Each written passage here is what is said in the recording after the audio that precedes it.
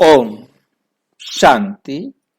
आपका प्रश्न है, परम आत्मा जीरो स्पेस याद करने पर हमारे पास आते हैं?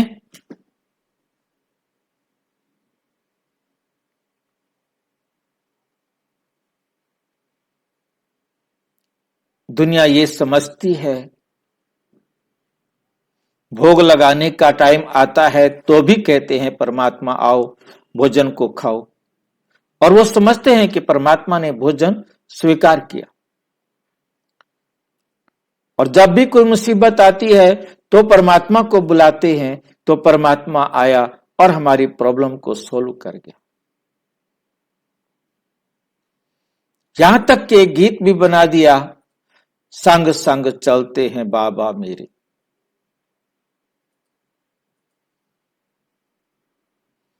किसके किसके संग चलते हैं? जितने गाने गा रहे हैं उन सबके साथ चलते हैं। जो परमात्मा को याद कर रहे हैं सबके पास आते हैं।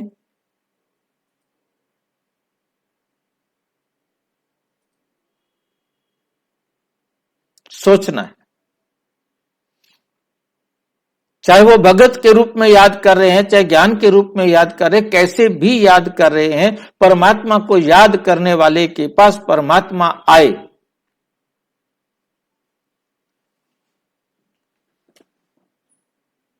तो कितने परमात्मा हो गए?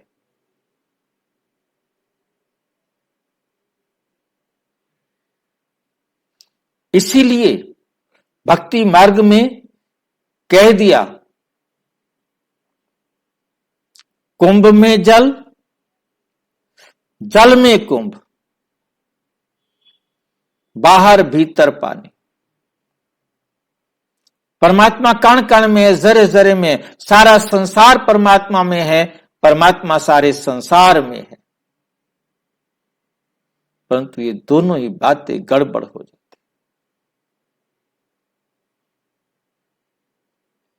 परमात्मा एक, परमात्मा सर्वव्यापी नहीं। परमात्मा तो सिर्फ परम धाम का रहवासी है। यदि परमात्मा सर्वव्यापी हो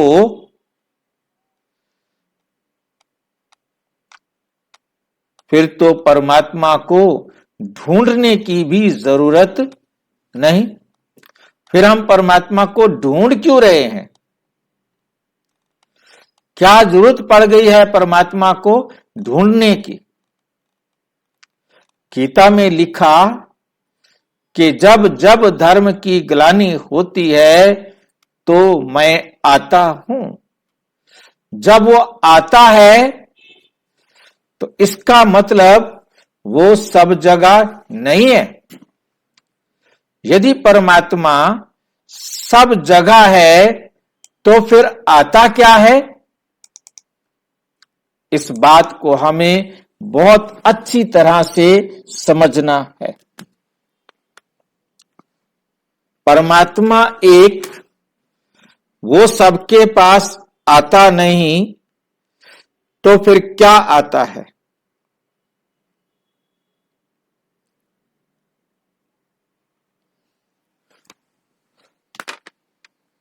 गीता में हम पढ़ते आए, यदा यदा ही धर्मस्य ग्लानिर्भवति भारत। जब जब धर्म की ग्लानि होती है तब परमात्मा आकर सारे संसार से अज्ञानता का अंधेरा दूर करते हैं। तब सोचने वाली बात है कि परमात्मा आकर सारे संसार से अज्ञानता का अंधेरा दूर करें। जो सारे संसार से अज्ञानता का अंधेरा दूर करने वाला है वो तब आता है जब अधर्म फैल जाता है, इससे पहले नहीं होता। यदि वो पहले है तो फिर आता क्या है? सर्वव्यापी है। तो हमें बहुत अच्छी तरह से इस बात को समझना है कि प्रभु जी दर्शन दो, तो नहीं है ना इसके अंदर। अब यहां एक व्यक्ति दूसरे व्यक्ति को चाकू मार रहा है। अब चाकू मारने वाले में परमात्मा है या जिसको चाकू मारा है उसमें परमात्मा है?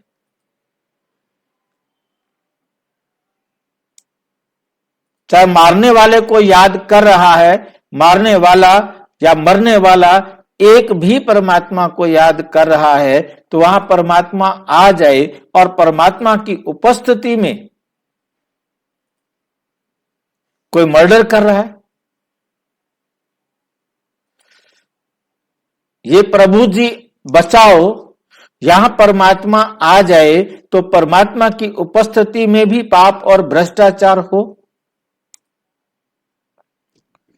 जहां परमात्मा होता है वहां उसके गुण सर्वत्र दिखाई देते हैं, और यदि यहां परमात्मा है तो फिर ये गुण यहां पर दिखाई देने चाहिए ना। साइंस का नियम है कि लोहे को गर्म करो तो गर्मी का गुण लोहे में आ जाता है। परमात्मा हमारे अंदर हो तो उसके गुण फिर हमारे अंदर दिखाई देने चाहिए। परमात्मा भी रोगी है, सोचने वाली बात है। तो हमें समझ में आता है कि परमात्मा सर्वव्यापी नहीं है, तो उसे याद करने पर वो आ कैसे सकता है? आ कैसे सकता है? फिर याद क्यों करते हैं? याद करने का मतलब है परमात्मा की श्रीमत पर चलना, जिसके लिए बाबा कहते मेरी श्रीमत ही मेरी उंगली है।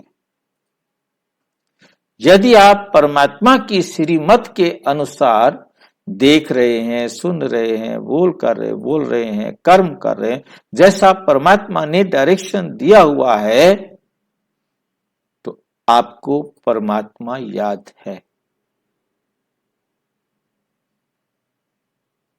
परमात्मा को याद करने में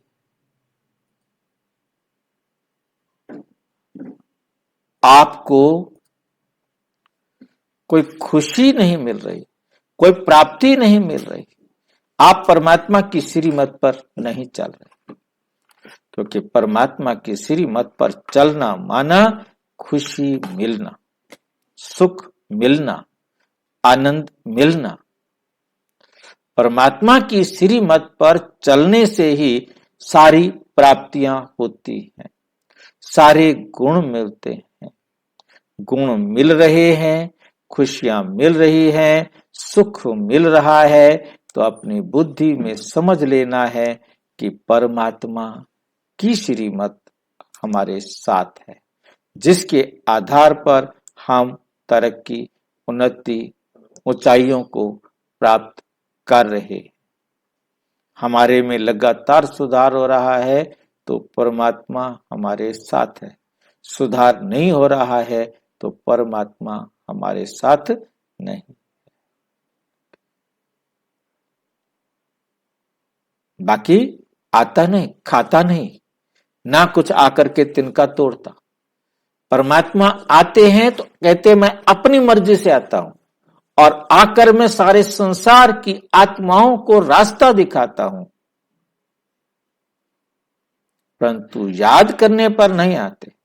परमात्मा की श्रीमत पर जितनी आत्माओं को आप सुख पहुंचाने के कर्म करेंगे, अकर्म का खाता खोलेंगे, वो आपको मिलेगा। और यदि आप ही भी कर्म का खाता खोलेंगे तो वो भी आपको मिलेगा। ठीक है। और अच्छी तरह से जानना हो तो अपने समीप के किसी भी प्रजापिता ब्रह्मा कुमारी ईश्वरीय विश्वविद्यालय के सेवा केंद्र पर संपर्क करें। और यदि कोई प्रश्न है तो 9213106986 पर केवल टेलीग्राम करें, 9650692270 पर केवल व्हाट्सएप करें, फोन नहीं। ओम शांति।